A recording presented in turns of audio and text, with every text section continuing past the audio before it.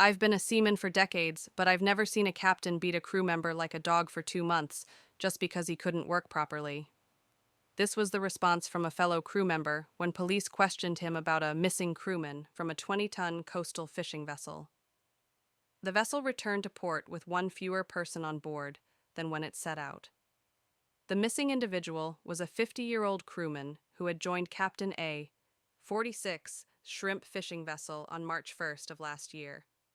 From early March to April 29th, the vessel operated in the waters off Sinan County, South Jeolla Province. The footage recorded by the onboard CCTV during this period was shocking beyond imagination. Captain A repeatedly assaulted the victim indiscriminately, hitting his head, cheeks, abdomen, and thighs.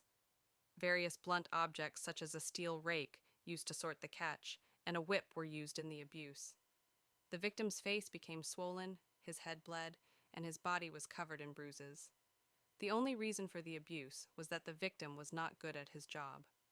A even aimed a high-pressure water hose known as a donkey hose used to clean the vessel and catch at the victim, who was so weak from the repeated beatings he could barely stand. The victim was forced to sleep on the stern deck in a fishing gear storage area with no ceiling. He was barely fed and grew increasingly emaciated. An expert who reviewed the CCTV footage commented that the victim appeared to be in a starved and emaciated state. Crew members' mobile phones were collected, so the victim had no way of seeking help. On April 30th, the day the abuse and water torture continued, Captain A forced the victim to stand in a corridor wearing only an undershirt while holding a 15-kilogram sack of salt. When the victim inevitably failed to hold it up, he was sprayed again with seawater. That day, with strong winds blowing, the victim, naked and suffering from rapid hypothermia, died. Captain A disposed of the body in the sea in an attempt to cover up the crime. Through a police investigation, Captain A was charged with murder and corpse abandonment. During the trial, the defense argued, the defendant was under severe psychological stress after discovering before the voyage that his child was not biologically his.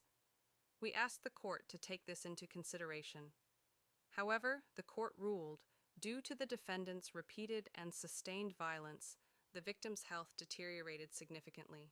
The defendant was fully aware of the victim's condition, but continued the brutal violence regardless, leading to the victim's death. The court added, the defendant showed no remorse and continued the abuse without hesitation.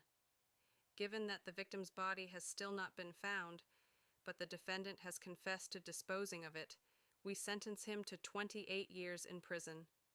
The appellate court, the Gwangju High Court's Criminal Division 2, upheld the original sentence, rejecting Captain A's appeal for a reduced sentence.